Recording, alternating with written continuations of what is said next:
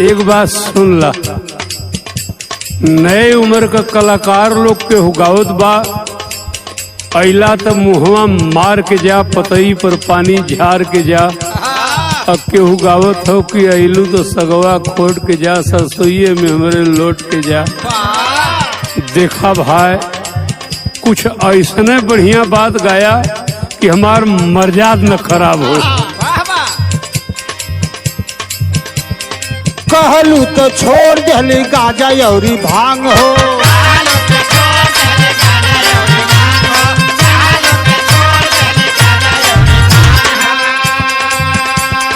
भंगिया के बिना ना मिजाज करे काम हो।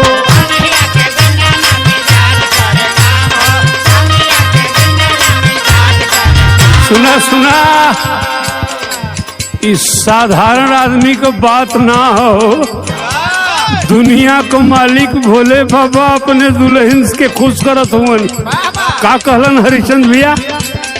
कहलू तो छोड़ जली गाजा यौरी भांग हो, भंगिया के बिना ना मिजाज करे काम हो।